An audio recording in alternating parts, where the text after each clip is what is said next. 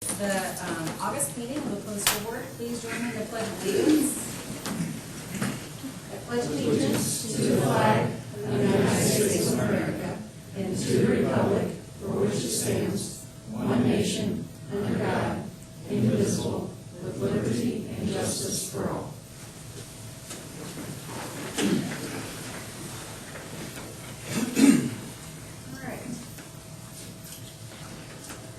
Opening, setting of agenda.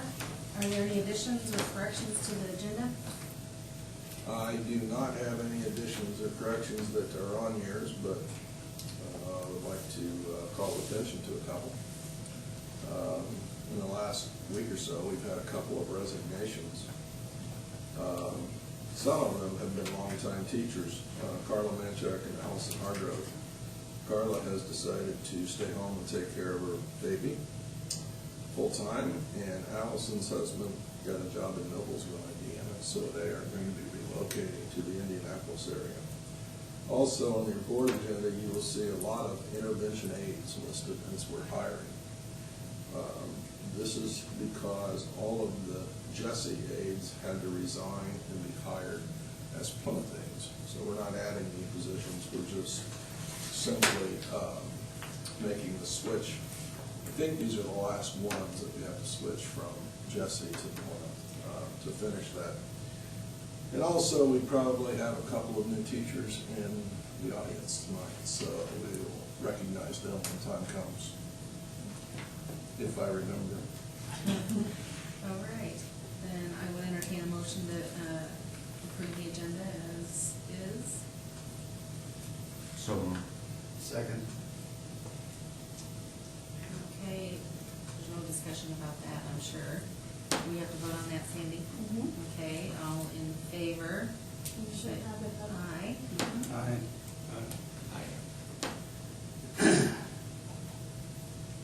Okay, motion carries.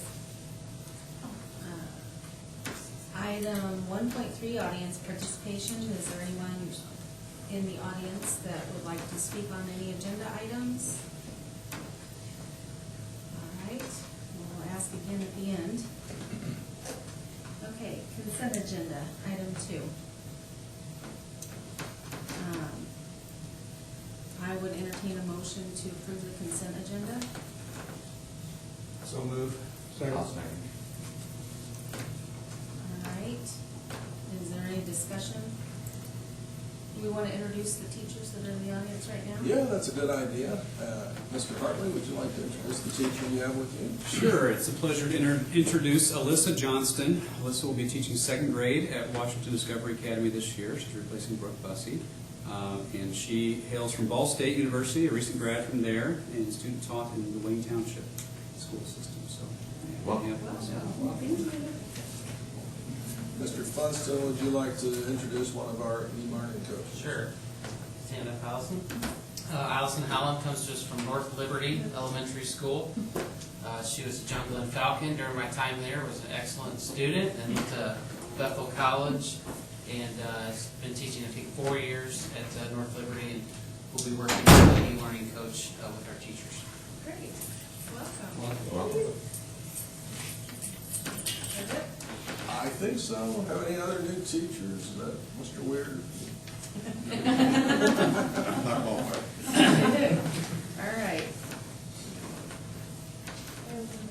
Okay, yeah. All in favor, vote yes. Are we supposed to say it too? Yes. Yes. Okay, all in favor say aye. Aye. Okay, all right, motion carries. Yeah, welcome, you guys are welcome to stay for the whole meeting, but you don't have to. Thanks for coming in. Thank you. Good luck.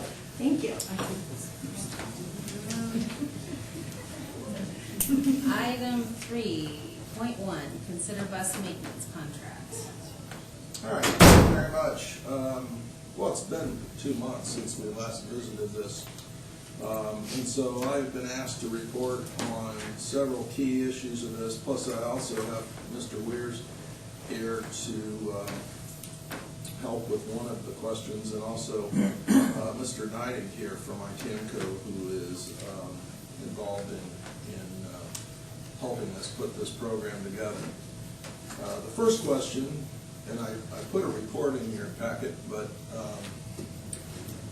I'm not sure I read it, and had to have Mr. Schoaf come over and explain it all to me. Number one is the soil contaminated or is it clean? In 1991, we have registered that the gasoline tanks were taken out. That was due to our insurance company having us take those out. And so there's no gasoline contamination there, and we've had that documented since they were taken out in 1991. So the only other contamination there could be was the hydraulic tank that was there for the lift. And so in talking with Mr. Scott, we decided the hydraulic lift was so old, and they were going to have to cut down in under it anyway. So we just took the hydraulic lift out. He has another lift that he uses. We took that out in July. The inspection was done. The report came back that there was some surface contamination. That was cleaned up immediately, and we got the report back earlier this week that it's completely clean and there's no contamination there. So fortunately, we don't have anything to clean up. All right, the second question that I was asked is are there other spaces where this program? So I went to Mr. Neidig to talk to him because I'm not 100% never been around a program like this. And one of the things that it required was an outside wall to be able to, because of the oil or the hydraulic oil, or what kind of oil is It's it? getting access to support the equipment. Okay. And installing it especially. All right, so we looked at the spaces that were available, and obviously the elementary schools are not. And we didn't look at any spaces there because it wouldn't be prudent to put high school students and adults at night in an elementary school. So primarily we looked at the junior high. We have an old industrial technologies room over there that just last year we kind of designated as our large group area for their project-based learning. So that was out. And at the high school, we had 2 rooms available. One is going to be overflow for phase 2 of the School of Inquiry. And the school has been designed so that there is room to take us in there if we need to enlarge. And then the other room does have an outside wall and possibly could be used. It is what we would have to do in there. I will explain when I get down to another point. Okay, so, but I would say that the area in the bus garage still is by far the best spot that we could have for this, for a lot of reasons. The outside wall is the main one, and space for growth is the second reason. The next question is, what happens if this doesn't work? Contingency plans, and we were all trained when we went through our education that whenever you have a plan, you have to have a backup plan. So I think this is a fair question to ask. In your packet, I included 3 letters from Weirs. Not that we need to, we know the quality of work that Weirs does, and we're used to that. But the intent of the letters was to show you that he does have long-term relationships with a school and with other industries here in town, and that it's not a situation where he has short-term relationships with that wouldn't be in the best interest of his company. Secondly, we didn't advertise this, and we don't have to advertise this. This is something that you don't have to bid out. But in looking in the Plymouth area, there are 6 different companies that do fleet diesel mechanic work. And even though we didn't advertise, we had 2 other people who read it in the paper and called me and wanted to quote it. And I put the other one in your packet. We had a quote from Indiana Diesel Power, and their estimate was about $26,000 or $26,000 more than Weirs was. And I do have to say that we worked with Weirs for about 2 months before we brought his proposal to the table. So I do believe if we were ever in the need, we could work with one of the other companies in town that does fleet management and get a company that would service us, and there wouldn't be a need to fall back and say, oh, we got to build another bus garage. And I asked Mr. Weirs to talk about that just briefly, but just to talk about why this needs to work for him.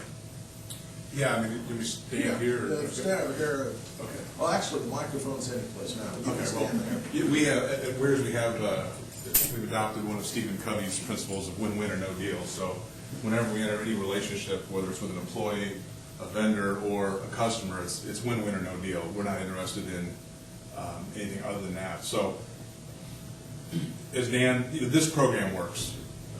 We just signed up 50 units today with the transportation company down in Lafayette. And what we do is we have a unique twist to it. We've added some additional value, but it's an industry sort of program. This is not something that's uncommon to do, maintenance agreements like this.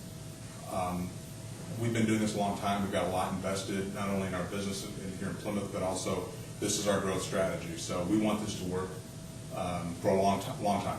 And we're talking with other school systems who are in different sorts of situations about similar programs. My commitment is, if this didn't work, which I don't know why it would not, but let's say it did not, we would absolutely work for orderly transition. And I've had that conversation with other clients. If they ever decided that they wanted to insource their maintenance, we will work with you as a partner to do that, or if you wanted to go to a different vendor. We're not interested in any relationship that's not a win-win where both parties benefit. That's what we want. So if there's specific questions, I don't want to just sit up here and ramble, but if there's specific questions, I'd be happy to answer those. Anybody have any questions? Okay. Thanks, Tom. Yeah, Thanks for being sure. here. Thank you. The last question, I think this is a really fair question, is how much is it going to cost? I've presented 3 options to you. First of all, the service center is on end of the life of almost all of their components. We haven't, if you think back, we haven't put any money into the service center probably in the last 5 or 6 years. So everything in there is going to need to be renovated if we're going to continue to use it, even for the areas that we're using now. So we're going to need to upgrade our new HVAC system. We're going to need to have restrooms that meet ADA. We have a classroom over there and we don't meet ADA. Say that in public meetings. We're going to have to upgrade the lighting system. We're going to have to upgrade the service, electrical service and the sub panels. We're going to have to upgrade or install a fire alarm system, which we should have right now. We're going to have to install a new energy efficient roofing system and replace the downspouts. We're going to replace the exterior windows and doors, and we're going to have to do the tuck point masonry as needed. Okay, and so this is going to run $355,000, and we're probably going to have to look at bonding in order to do that. That's probably something not going to fit into our CPF plan. So that if we look at option B, this would be with converting the bus garage into vocational classrooms, and we have about 15,000 or about 5,000 square foot of space in there. So we would have to remove the 3 overhead doors and install windows to help with heating and cooling. We'd have to pour footing and construct block walls to create vocational classroom spaces. We have to provide all the necessary electrical needs, provide plumbing for sink and eye wash stations, install necessary classroom equipment, technology such as wireless access, smart boards, audiovisual. So we've tried to include everything into that renovation.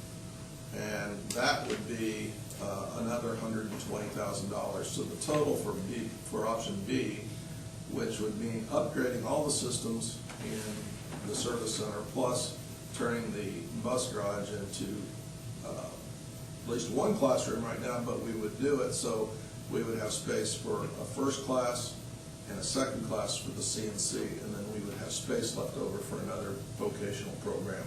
And we just haven't decided what that other one will be yet.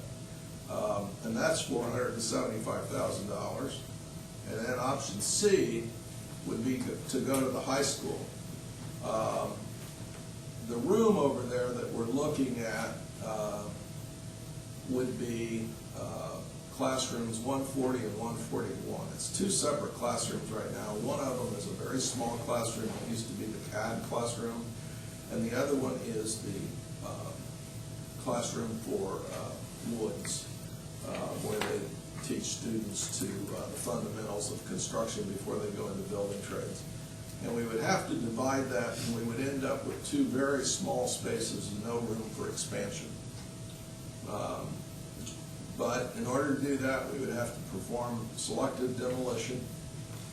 Again, we would have to pour footings and construct necessary block walls, install new heating and cooling units to the rooms, integrate the HVA system into the building, automation at Plymouth High School, upgrade plumbing and sink for eye wash stations, provide necessary electrical needs, purchase necessary classroom equipment and technology, reconfigure the fire alarm as necessary. That option would be $119,600. These estimates are taken from information that we got from Martin Co. and work that Mr. Schoaf has done with them. So those are the three. If you look at the summary of those three, option A, which we're going to have to do anyway, we can look at about $355,000 renovation to that building. We can upgrade it and put in vocational classrooms for another $120,000, or we could look at option C, going to the high school and doing some upgrade there and still remodeling the service center. I know this has been a long process, and I didn't think it would to start with. I didn't think it would be a start with. We have an opportunity to partner with a company in town, and to my knowledge, we've never had this kind of an opportunity before, where a company has come forward and said they are going to provide over $200,000 worth of equipment to teach kids skills that are going to be important for today's today's labor force. Mark Niding is with us tonight, and I asked him just to talk briefly. I know we've talked about this a lot, and you know the value of this program, but he was at a program, I think last week, and he heard a speaker talk about the need for CNC training. So I would like him to just speak about that quickly so he can, we know just how valuable this is going to be to Plymouth and the surrounding areas. Thanks for having me here, I appreciate it. Yeah, so ITAMCO, we're a locally owned and operated company. We started in 1955, and to boil it down, we basically make large metal parts, mainly for off-highway mining applications, wind energy, oil and gas industries, basically any type of energy or vehicular industry except automotive.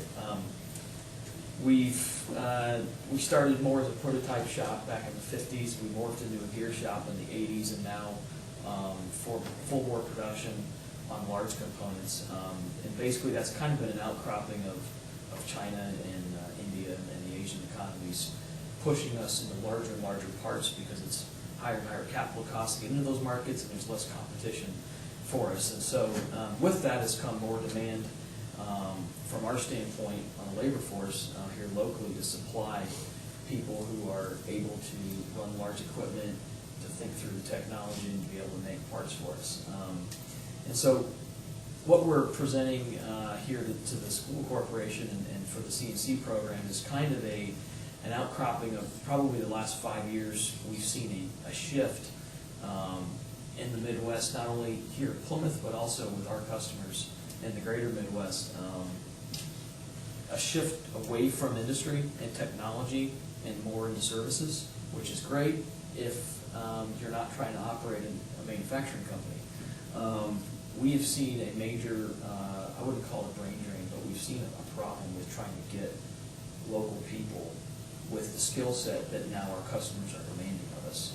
And It keeps us honest as managers because we have to adapt, and then we also have to make sure our workforce is adapting. Small and medium-sized enterprises, we don't necessarily do change management very well all the time with how our normal MO is with our business. And so now, 5 years ago, if you would have come to me and said, hey, what do you think about doing a CNC program in high school? We'd be like, really? And now we're looking at it like, really? And so we're excited about the opportunity. We were at Notre Dame about a month ago. Michael Molnar has been appointed as the Chief Manufacturing Officer by the Obama administration. And he's actually an Indiana guy. He grew up, his dad owns a small machine shop in southern Indiana.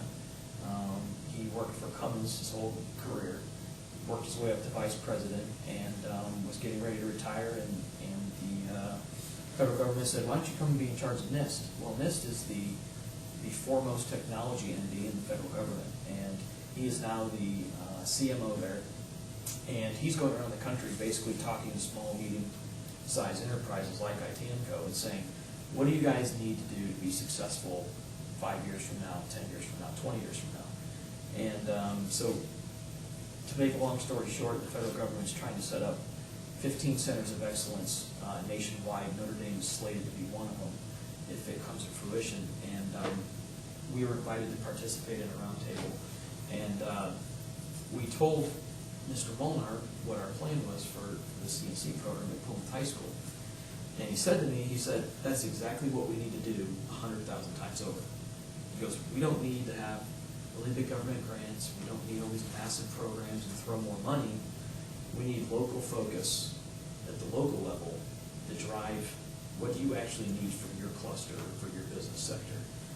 So that was kind of cool to see somebody who's achieved that level at Cummins, who's a customer of ours, kind of come back to Indiana and say, you don't have to throw millions of dollars at it. For something well within your budget, you can come in and say, we can reach a lot of kids to make their skill set relevant, not only for just what ITAMCO does, but for what a lot of companies in northern Indiana demand. So whether it's machining or it's general manufacturing, the type of program and the machines we want to set up here at the school are very similar across the board. The interface is the same, the programming is virtually the same. And so if you have kids who come in and know how to use an iPad, they can pretty much run a machine. And that's what's pretty cool about where the machining and the manufacturing industry has come in 60 years from when we started our company. Machinists and tool makers were pretty ubiquitous, and now they're a pretty rare bird. And I think it's kind of flipped now. You have iPads and iPhones everywhere in your classrooms and in the community. That's kind of the next big thing.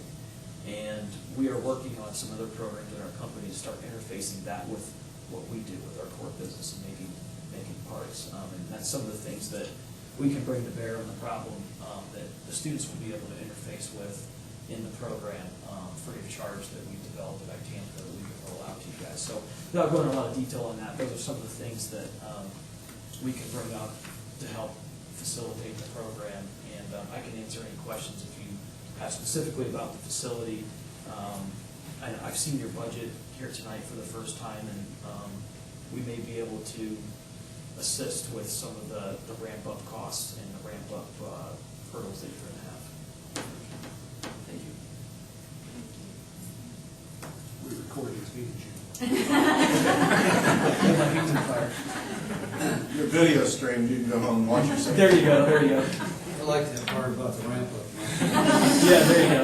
Well, and to be honest, 6-7 years ago, when we only had one facility, the prospect of having another facility was terrifying. It's like, well, how do you manage that? You got to move people and stuff, and it's a big deal. And now, with the acquisition of the Argus facility, there's actually as many people working at our Argus facility as there are at Plymouth now. And they actually consume about 80% of our shipments to our end customer. So in basically 6.5 years, they've now become the prime facility from a shipment standpoint. Administration and executive functions are still done in Plymouth, but along with that growth, that's 400,000 square feet. We've installed a few machines. We've upgraded some some of the cells, added lights, painted floors, put in cranes. We have room concrete crews. So all of these things that you're talking about, we feel your pain. And all of those may not be necessary immediately to get the program launched. And that's really up to you guys, but just so that that's communicated, I want you guys to know that. So you can bear that in your I decision. think you kind of, and we kind of talked about this before, but the students going through this kind of vocational, do they use this to go on to further, or could they come right out of this program right into the workforce? They could come right in the workforce if they so chose. We find that, especially with younger people, the problem is not necessarily knowing how to use a computer or a CNC machine, but actually the machining principles behind what they're doing. And those are principles that I grew up learning in the shop, and a lot of people in northern Indiana grew up learning that's kind of lost. And so we found that technology is a really good hook-in to get kids excited about manufacturing. And it's like, oh, it's not all just smoke and fire and nastiness. There's some cool things to it too. And so what you guys have done with the Apple computers and the iPads is really exciting. We have a number of iPhone and iPad applications that we developed that we're giving out for free that would be used in the classroom to support some of the things that they're learning. We've also got some other technology hardware that we can bring into the class for free that would help the kids augment that and kind of connect the dots between what are they seeing happening on a screen, but how do you get to that point? It's really neat to look at an iPad, but how's it get made? We can, one of the things we can do is we can machine iPad cases. They're really simple to do. They can, take them home with you. So there's some things like that. Thanks, Mark, I really appreciate it. Thank you. In conclusion, I think, our job is to provide tremendous educational opportunities for our students. I think our job also is to aid in economic development of the area. We've got two of our fine young industrial leaders sitting in the audience right now, and I would like for this board to help us work with both of them in partnership to get this program on the board. So that would be my recommendation, that we move the Weirs with our bus mechanic, and we move forward on our renovations of the service center to make Susie's room a little cooler and a little warmer, and also to get the classrooms created. Well, I'm all for technology. I think this is a wonderful opportunity. I think it's a great opportunity for our kids. I also want to voice my concern about some people that have talked to me over the last couple of months, feeling as though the bus transportation system should be kept within the corporation. And it has nothing to do with Tom, because I think we work with Tom. But I think technology is the way to go. We should probably start with a motion and a second and get that on the table, and then we can discuss. I would so move. Second. We accept that recommendation. Okay, so I I have a want motion. to be clear on the motion. What is the motion? I'm moving that we accept the Weirs bid for the bus maintenance, and also move to option B, or does it have to be Well, let's separate? just do the bus maintenance tonight, and then I'll come back and tell you. Yeah, I think that's what we're considering. Just Yeah, the bus yeah. contract. And I would so move that we accept the recommendation of the bus maintenance moving to Mr. Woodard. I have a motion from Larry and a second from Larry Hoffman. All right, is there any discussion? Larry, I appreciate your Well, comments. my Yeah, opinion. thank you. Well, I would just comment that, when we started looking at this a long time ago, a lot of questions arose, and many of those questions have been answered throughout the last 2 or 3 months, but I think more so, a lot more have been answered tonight based on the information we received, because I had concerns about the contamination over there. I had concerns about other things that had been brought to my attention, and I think all those have been addressed. And I think the bottom line, and as Larry indicated, and I know it's tough, but we're here for kids. And I have been hearing through business and industry exactly what Mark Medic has told us this evening. And I think we've been shortchanging our kids by not giving them the opportunity in our vocational programs. And I think we need to expand that, and I think we need to move in that direction. Well, regardless of what we do with the bus maintenance, wherever it goes, I mean, that doesn't have anything to do with moving ahead with the technology in the vocational program. Am I incorrect in thinking that? Well, other than the space, I think, in order to make it realistic. And the fact that we have some people in our community that's willing to donate a lot of bucks to make this happen, to provide the necessary equipment to make it work. What size are the machines? Give me some idea. About an 8x8 footprint. There's going to be 3 major machines, and there'll be support equipment. To shoot straight with you, our opinion is that the school is a less than ideal location for the program, having it physically in the school. Having it in the garage would be ideal, mainly for the logistics of getting parts in and out. There's going to be some fluids that have to be brought in and out on a semi-regular basis to feed the machine, as well as vibration, be small amounts. But having a concrete floor in there, which I assume is in there, would be great. There's all sorts of things that, yeah, having those things outside of the school in its own building is ideal. So at the risk of sounding like that's an ultimatum, it's really not. It's just, if we're going to talk another spot than this, then we'll really need to kind of look at that a lot more closely, because our other preference is to actually have it on the school campus, because there's a lot of synergy there with the students not having to travel, with the instructor, and I think that would be the most beneficial. So, not saying that the whole thing's dead in the water if it doesn't happen in the garage, but we have to revisit it and look at it again and see where we could have another location like that. Well, I think I agree with Larry. These are 2 separate issues. Yes, sir. And right now, we're considering the contract with Weirs. And in my mind, this goes back a few years.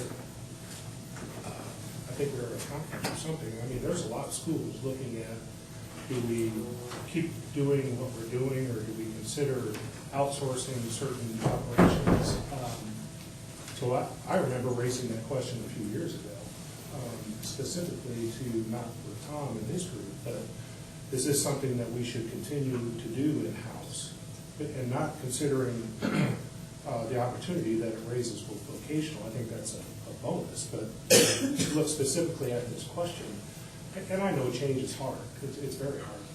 And there's a lot of unknowns for the bus drivers. But I think this is the route that we need to be going for a lot of reasons. And to do it with a company that's been in this community, how many years, Tom? 48. And that is, I think, devoted and dedicated to this community. Because ultimately, we are creating, if we go the route of vocational, but setting that aside, we do need to think about the safety of our kids. And for a company that, and the letters show it, I think the years of experience show it, not that our group has not done an excellent job with what they've been doing, but we need to be thinking long-term. And I just really think that this is a unique opportunity. And we've gone through what does it do to the employee, and I think that for every hurdle or speed bump in the way, I think our administration and Tom and his group have come together and dealt with those to my satisfaction. And I just think that change is hard, and we're going to have to work through some things. And I think like Tom does. I don't go into this thinking, well, this is not going to work, and what are we going to do when this doesn't work? it'll work. And if there are things that need to be adjusted, I think we're working with somebody in our community that I have no concerns that will make those adjustments. Can you give me, or give all of us some kind of a timeline? You do the renovation, when we can be up and running for the vocational school? Oh, I think our goal would be to be up and running in the fall of 2013. That's an ambitious goal, but I think we could have that part of that done by then. I would just kind of add a little bit of what Todd said, and comment in general that I've received more phone calls on this issue than probably anything else that we've had before the board, other than maybe the building project that we went through, but this would be the basketball coach. I haven't, not as much legwork this time on that one, but probably more phone calls and more input from people. There's a couple of misconceptions that I gathered from that. One was that this was a cost savings move that we were going to be doing, and that was never part of our initial concept at all. In fact, I think we'd probably be happy if we were cost neutral. So it was never intended to be a cost savings. And the other thing that I got was that we weren't happy with the service that we were currently getting. And so that kept coming through, and that's never been an issue at all. In fact, we've gone out of our way to say that it's been exceptional with the service and things that we've got. So it's never been that we've had a problem with the existing condition. It was just, how can we better, and what Larry said, how can we serve students better? And that's the whole thing. So I just wanted to say that it's been a lot of thought process to go into this, and a lot of discussion back and forth. So it hasn't been a quick, easy, snap judgment at all with all of over the years, discussions that we've had. So just my input.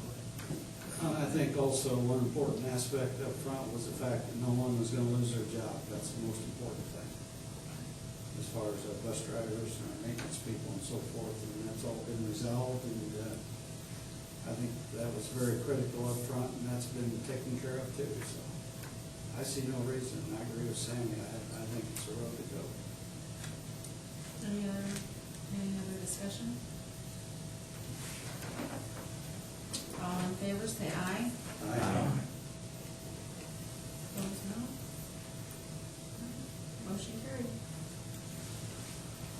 Thank you very much, Tom. Yeah, thank you very much. Thank you. Carol? Before you leave the vocational thing, would you clarify that the CNC machines, ITAMCO would keep ownership and maintenance of those? Mark? Yes. Thank you. Well, I just want to be clear, this issue is coming back. Yes, Okay, oh, absolutely. Yeah. Yeah. So that was not approved this evening. No, I know that. Okay. That's just a question. Okay. If you guys want to stay, you can. You're welcome to. If you don't want to, you can. Sure. Get out. Thank you. Thank you very much. Thank you. Okay, thanks. Thanks, Tom. Item 3.2, report on alternative school. Good evening. A couple questions before we start. Did I see a Starbucks going in the service center by any chance? And does seniority mean anything over there? Can we make that happen? I don't know. I hope so. Thanks again for having me here. I always like to tout all of our accolades of the alternative school. 2011, 2012 was a great year. It's kind of nice speaking in August this year instead of May or June, because we've already had our meeting and selected our students for the upcoming year, so I can give you a little snapshot of that. Normally, I show pictures at the end. In the last few years, I've talked so much I've forgotten to show them, so I'm going to show them at the beginning. These are my babies that graduated this year. And I wanted to make sure everybody saw them. They did a great job. I see their faces. I was watching this again, kind of practicing this afternoon, and it brought back a lot of memories and a lot of, you know, I can't make it, and they came at the beginning of the year, and they didn't know if they were going to graduate or not, and they did. So graduation was, again, a good year this year. So these are all great kids. Aren't they cute? So, and at the end, I'll report. I've called them all in the last month to see what they're doing and if their plans that they had at the end of the year were okay, and they were all in kind of good shape, so I'll let you know. I'm going to go trimester by trimester so you can kind of see the enrollment for the alternative school. This is first trimester, and we had 18 students enrolled in the alternative school in the morning and afternoon. And I don't know if you remember, but a few years ago, it was a natural transgression for me to go over and cover 4th Hour Learning Center at the high school. So I go over there and teach credit recovery, which works out well because I walk my morning students over to class. I teach a class there, and then I walk the afternoon students back over. I have control issues, so I kind of keep a watch on them a little easier that way. So I had 18 students in the morning and the afternoon, and 13 in my 4th Hour Learning Center class. Second trimester, I had 18 students again in the morning and afternoon, 13 in the 4th Hour Credit Recovery. And third trimester, I had 19 students in the morning and afternoon, 14 students in credit recovery.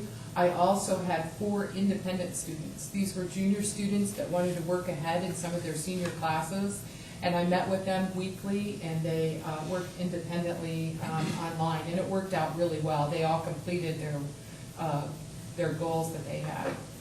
This is a copy of what I turn into the DOE at the end of the year. And as you can see on there, students are identified by their SPN numbers, but more importantly, their eligibility and outcomes. That's what the DOE looks for. Our eligibility keys are right there, 1 through 5. A student has to fall under one of those eligibilities for us to be reimbursed for them to be in the classroom. And then the outcome keys at the end, that's the end of their term at alternative school, like if they were with me 1 or 2 trimesters, or the end of the year. High school diploma, attained ISP goals, those are individual student plans that we have to develop before a student comes there. Or adequate progress, maybe they didn't attain all their goals, but they attained, many of them. Or inadequate progress, GED, left to go to other school, dropped out, or expelled. And I believe left to go to other school follows homeschool too. Not a lot of our students, but we have several students every year that we can't claim, we can't qualify. The DOE says a student cannot have 2 or less course or credit recoveries to qualify for us to be reimbursed by them. And we had several students that only needed 2 classes, but they needed to come to alternative school. So they are not listed there. I also had students that came to my classroom for non-credit. Perhaps I had them their freshman, sophomore, and junior year. I wanted to kind of monitor them a little bit, and they came to me for a study hall. They are not listed on my roster or the DOE report. And some of the students that I've met through 4th Hour Learning Center that worked well with me and worked well in that environment, I would pull them out of their study hall at the high school, and they would come to my room to get extra help at the same time of our classroom. So that's the report that I turned in, and Mr. Thompson, I believe you will be helping me with that next year. This is our data comparison sheet, and when I pulled it all out, I've been here a lot of years. I had to really narrow it down this year. We had 57 enrolled students. Remember, some of those don't count. 27 seniors, and if you notice at the end, PHS graduation, it shows 32 out of 217, and that's because 5 of the students that graduated had been with me either their freshman or sophomore or junior years, but not this year. I contacted many of my seniors this year, and 1 is in the armed services, 4 are enrolled in a technical school, 1 is enrolled in a 2-year school.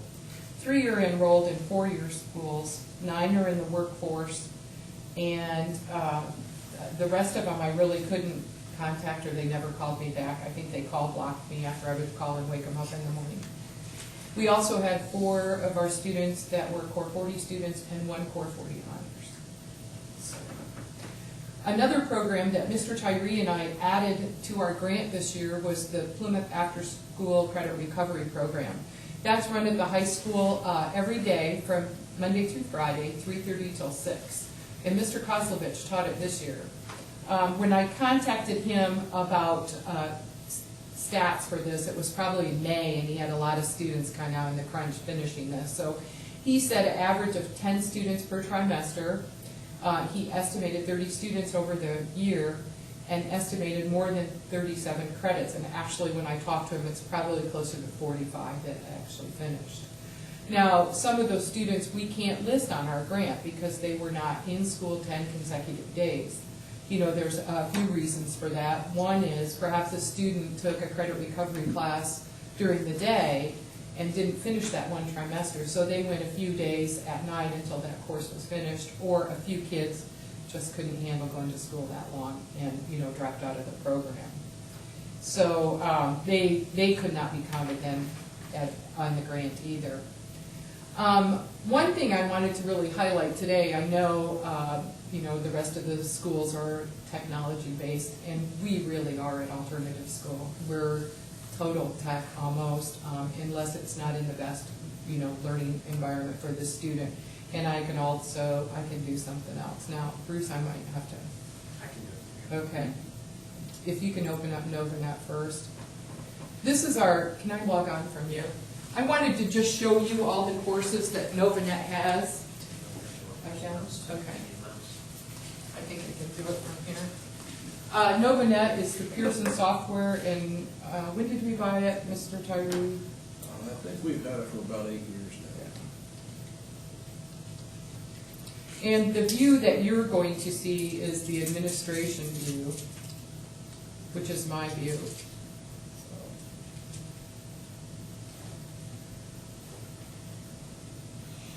NovaNet is considered a highly qualified teacher in all of the classes that it teaches. And all of their course assessments too, through the state of Indiana. So it makes Mrs. Clevenger a science teacher, a math teacher. Jack of all trades and very good at Jeopardy. You were in college a long time. And I'm going to try to scroll down. I think I can. Do you want the mouse? Yeah, I lied. I need it. Most of the courses listed at the beginning are new to NovaNet. Do I have to put it down to do it? Yes. Okay. Are new to NovaNet. I don't think I can. I'm so used to my MacBook. I wonder if I can do this. I'm going to have you do it. Where do you want I want to see this toolbar. There you go. Those are all the courses they have. New this year are Core 40 and Core 40 honors courses, several of the science and physics and pre-calc. Also, they have electives new this year. Now remember, all these align with state proficiencies and are highly qualified. We also have a new tool this year that I can hardly wait, right there, is the ECA test prep classes for algebra, biology, and English. And we've already had several students that are enrolled in that for next year. Before, in the old NovaNet, had the ISTEP test prep, and we found that very useful, very helpful. What they do have is, at the beginning of every standard, they have a pretest. So a student has mastered that standard and understands it, they can test out of that. So you don't spend a lot of time reviewing things they already know. It will actually almost identify all their weaknesses of that, so we can work on that. I've been real happy with NovaNet. They're always changing, always upgrading, and last year we went web-based instead of server-based. I think it's been really beneficial. We ran into a few snags at the beginning, more NovaNet's fault than ours on programs we could run it on, but the kids have done really well on it. It's easy to train other teachers on. It seems like every year I'm training another teacher to take over. So it's been very helpful. And again, all their final exams are, state standard exams. So, and what's nice about it, if they take a final exam, state standard exam, the questions they miss, I can go in there as an administrator and find out what standard those questions align to too. So it's a really good reteaching tool. Okay, now you can get rid of that one. That's what happened to me at home, that's okay. And Moodle. All the classes but English are NovaNet driven. English classes, I have to key in on that, unless, yeah, you can click on there. Yeah, we don't have to open them. I've met with the department chair of the English department. I meet with her constantly, as well as all the other English teachers, and we've aligned, see if it will let you open up one. 11B, 12B is good, I just updated that. Might be looking? Yes. Okay. You must be a guest access a little. No, I don't think so.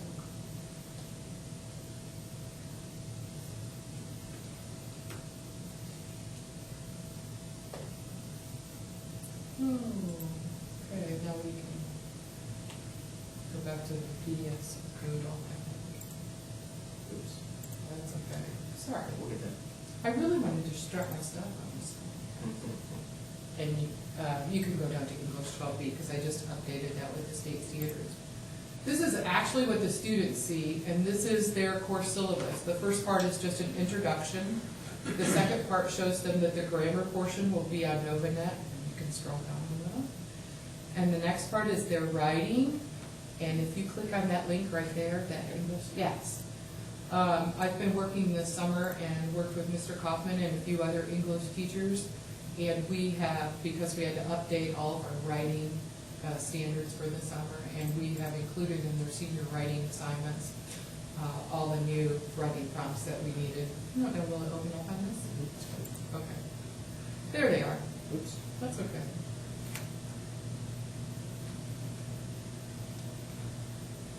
I'm clicking the button as I'm I trying to do the know, mouse. that's all right, there it is. And we have life goals, problems, problem solution papers, and scroll down a little bit. That's great. Okay. How do you do that, Bruce? Well, it's a balance. Dorian Gray, okay, and then they have their evolving thesis, and you go down, compare and contrast literature, and then Shakespeare writing their own Shakespearean sonnet. Instead of having my students at the alternative school do one paper and then we go to literature or go to grammar, I almost have them work on a portfolio thing. They keep this in their portfolio, and then when their portfolio is done and their literature and things are done, they're done. You can exit out of here now.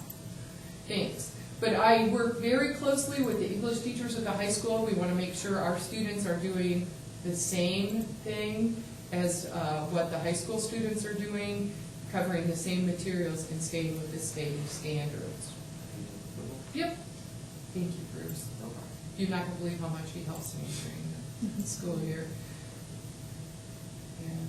Yeah. And there's a couple other sites on there we don't have to go to. Criterion is the 9th, 10th, and 11th grade writing prompt sign, and Class Zones, all of our textbooks are online, so that's the Class Zone one. Thank you. No problem. Okay. I forgot to say you guys can ask me questions whenever you want.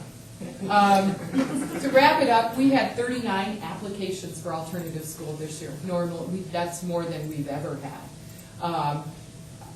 And I don't know why. We selected 19 of those 39 applications. Our guidance counselor was our advisory board this year. We considered recommendations of the guidance counselors, the principals and parents, and sometimes other counselors outside the system. We tried to go on who had the most need at the most time and benefited from alternative school, and how we would work that in their Plymouth High School scheduling. The other students have been scheduled into credit recovery classes or the night school program too. Some of them, I think, just wanted to go because their friends were coming, or, worked well independently. We had we had one student last year who was a great kid, but independent coursework was not his best learning modality. He wanted to come back again, and there's just certain situations. Every student's different. But we had a great year. I look forward to another good year. I looked at all my kids' faces on the Power School, so I know who's coming in. We're ready for them, and it's going to be a wonderful year. Good place to be, just like all the other places in Plymouth schools. Does anyone have any questions? Susie, if a student falls short of meeting the graduation requirements. Mm-hmm. Will that student then be counted with like We have 2012? 2 students last year, and I forgot to mention that on my data, 2 students last year that I had that we knew would fall short this year of their graduation. And they are coming back this fall, and as long as they get it by October 10th, then they will be counted on last year's graduation rate.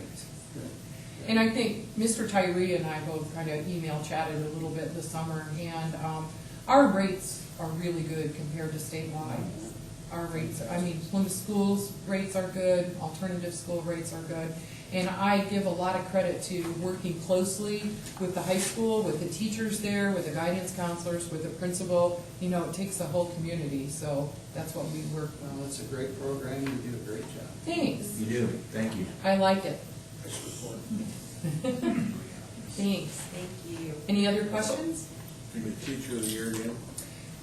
That You would know, be- yes, no, I don't want to congratulations. revisit That'd be that. Awesome. What was great for that, it was great for the school, it was great for alternative school, it was great for Plymouth School Corporation, and it was awesome for my kids. I mean, it was great for them. We did get an application for coming to Plymouth schools because they have a great alternative school. Yes, I think that's what some of the 39 applicants were. They saw it on TV and thought they could drive from Elkhart. So, thank you very much. Thank you.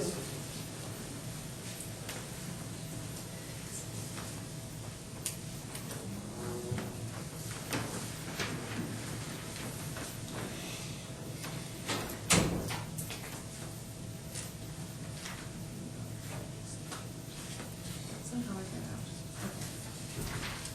Okay. All right, the next thing is extracurricular financial reports. Yes, we have all those extracurricular reports from all the schools at the end of the year, and everybody is in the black, and everybody balanced and closed out their books in good condition, and those are available for you if you would like to look at those anytime. Do we need to take action on that, or that's just a report? Okay, thank you. Item 3.4, consider resolution 2012-3, defining PERF classifications for nurses. Okay. As taking on Jessie LEA, being the LEA, it includes occupational therapists and physical therapists. And with PERF, which is Public Employees Retirement, they have specific categories that the school board, previous school boards had voted on to include to receive PERF benefits. We felt it was not in your intent when we took on those to exclude those 2 categories, as we do not have those listed as a category. We do, however, have a nurse category that we felt OTs and PTs could fall under as long as you defined them here. Now, this is not the end-all, but this was a way to circumvent so that these categories would not be without the PERF benefit on their wages. Because if we don't do this, there's a possibility that we will have to wait to add OT and PT as a category, and we would not be able to contribute on their behalf until January of 2013. We felt it was not something any of us had intended.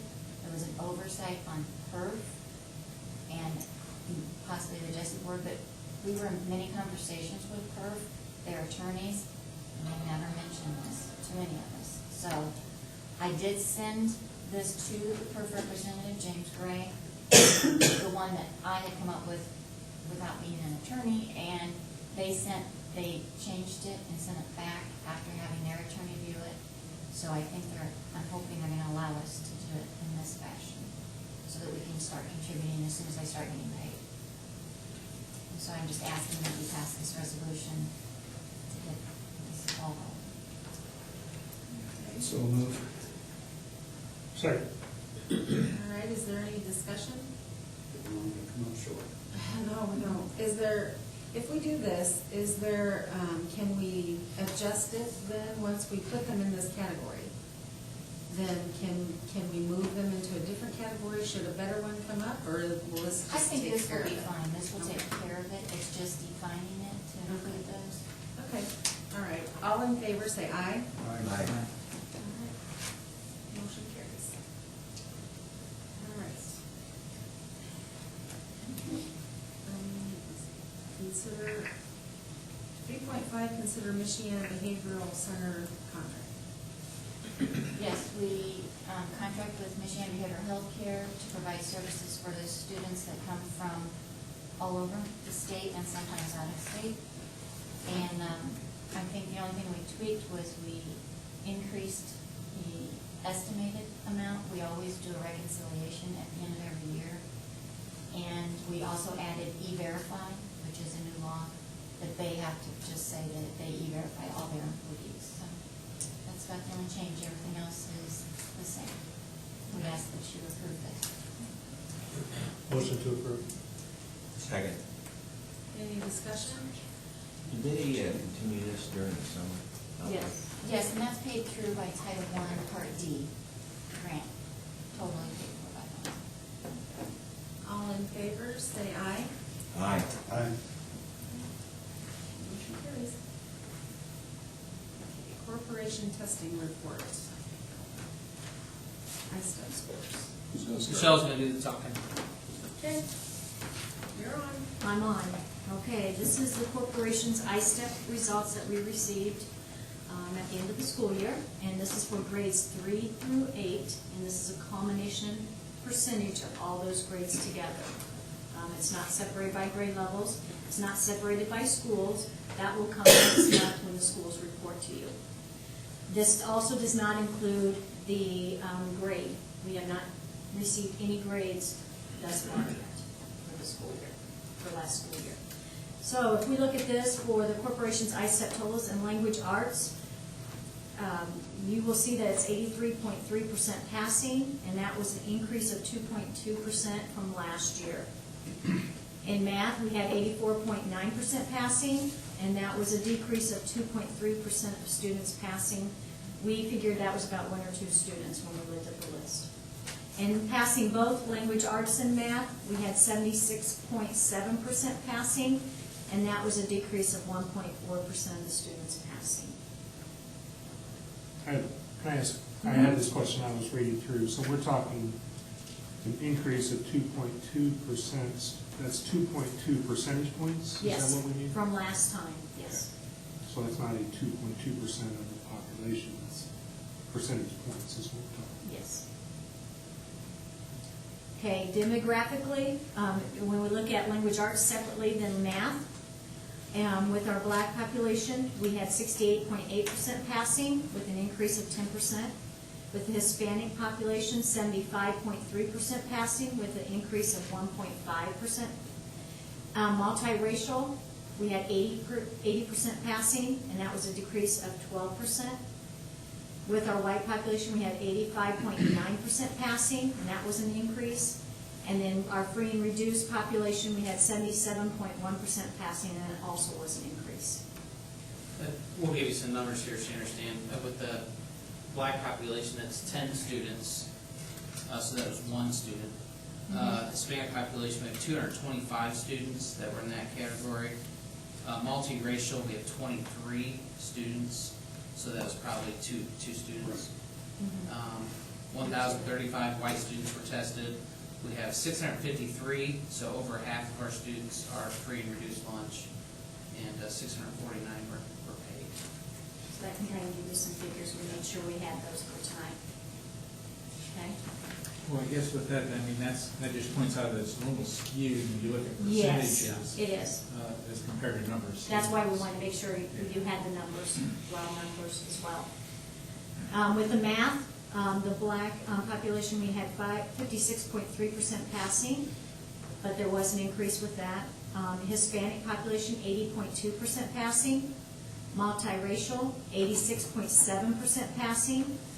White, 86.6% passing. And free and reduced, 79% passing. And I didn't go through the increase and decreases because you can read in unless you would like for me to really specify those. Overall, we have noticed, in talking with Dan and I, that math seems to be the area that we need to put a focus on, both him and I, when we look at curriculum in the elementary and in the secondary schools, and see.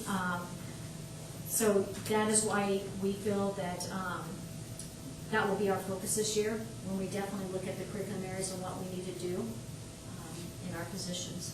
And Dan, I don't know if you want to add anything to that as well before we go on to both language Well, arts and math. the buildings will present, but we feel really good with the language arts scores. Secondary level especially, they went up quite a bit. They've been down, and we saw growth, especially the 7th and 8th grade. Math is an area where not the curriculum, but the program has changed for 3 years in a row. And last year was the 3rd program that they had used, and we're using program digits, which this will be the 2nd year now that we're using that. So, And in the elementary areas, they went from Saxon to so we expect Horseman. So. some natural gains just as a result of teachers feeling more comfortable with the program. So. I'm afraid to ask this question, but I'm gonna ask it Yeah. anyway. Maybe I'm in the totally wrong PowerPoint here, but last year, didn't we have scores for students that were tossed out or whatever, that skewed our results? And now we're comparing to last year, which, Absolutely. so I'm not sure how to interpret this. Well, and in language arts, just a little reminder, in language arts last year, the writing component, I know in 8th grade, was completely thrown out across the state because somebody got a hold of the prompt and put it on Facebook. So that was not part of the scores. And then in math, the 8th grade scores for one of our teams were not counted. So you are, it's apples to oranges a little bit. Yeah. But we still know, both after talking with each other and looking at this in-depthly, that's going to be an area we need to look at because it has gone down.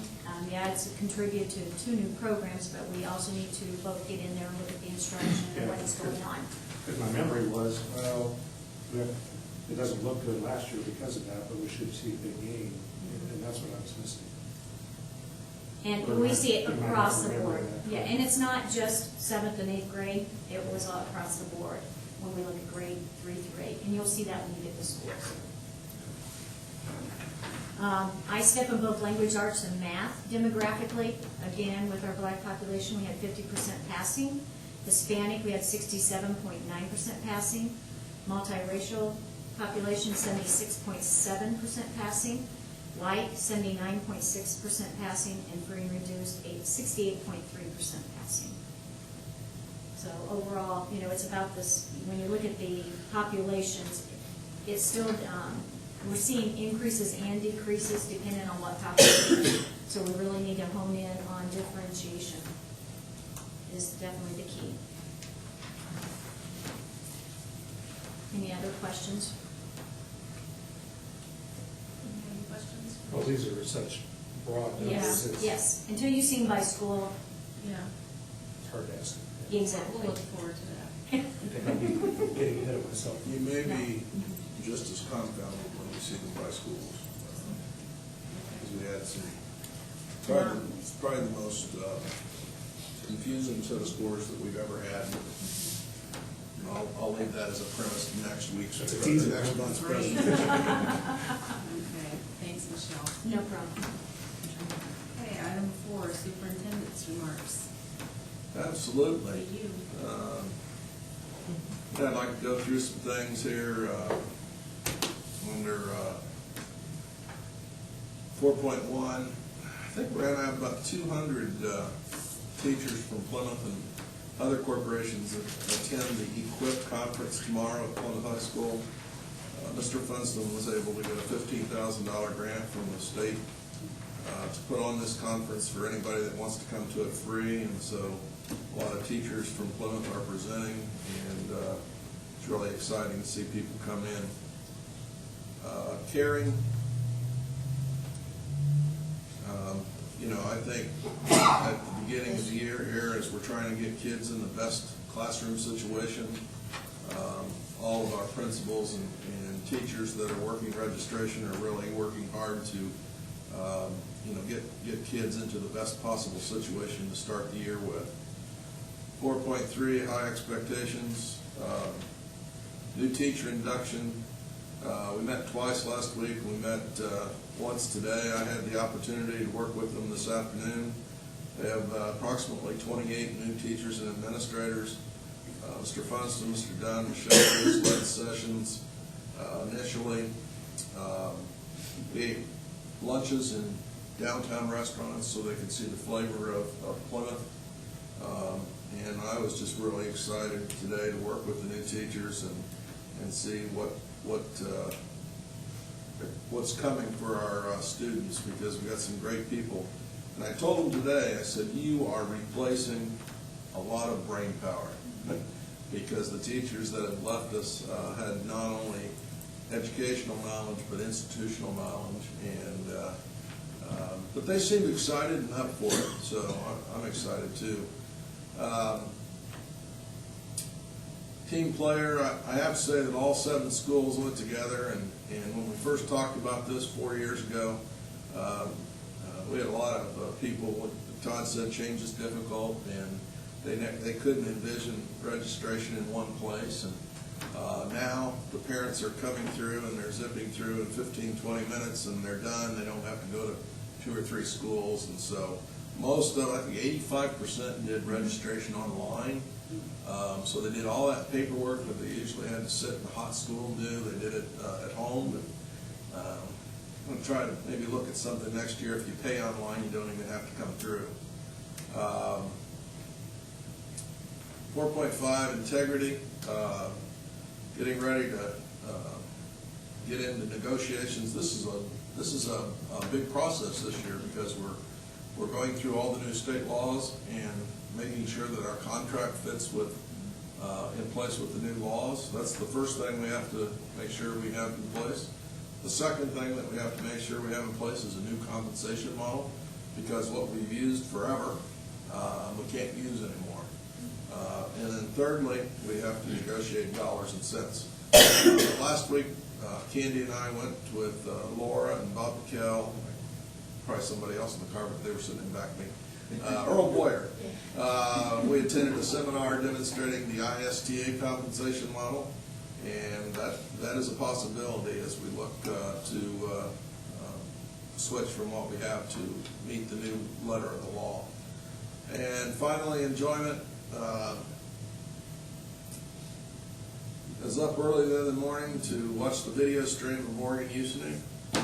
It's exciting, and as long as everything goes well tomorrow, then Friday at about 3:30, 3:40, whenever that race is, we'll have the auditorium open and we'll be streaming in there, and the community can come and watch all together. Should be exciting. So keep your fingers crossed tomorrow for Morgan. Looks like she ran a smart race the other day, and she was staying out of the lead on purpose. So we're excited for her and for her mother, who is one of our employees. Budget workshop will be September the 4th at 6:30. Then the regular board meeting will be at 7, and the budget hearing at the conclusion of the budget, or the conclusion of the board meeting. And that's all I have. Thank you. Item 5.1, audience participation. Carol? When I looked at resignations and the nurses' names were in there, I started to panic, but that is the same kind of thing as. I meant to pull that one out too, and I forgot. The nurses are working for St. Joe Medical Center now, and so they had to resign from us. Okay, that's what I thought. Well, when I got the first resignation, I panicked. And I knew what was going on. And then could I ask, all of the schools will retain the nurse on premises? Yes, they will. Matter of fact, the high school will have a nurse, and they will have a health aide too. So for the same money or a little bit less, we're getting another person at the high school, and that was much needed. Thank you so much. Okay. Any other questions? All right. Item 6.1, adjournment. Will entertain a motion to adjourn? discussion? You might have to vote that one for us, Sandy. We did. All in favor, say aye. Aye. You were making me. Motion carried. Did you get, Oh, she did. No, I already. she voted for it. Oh, that's good. She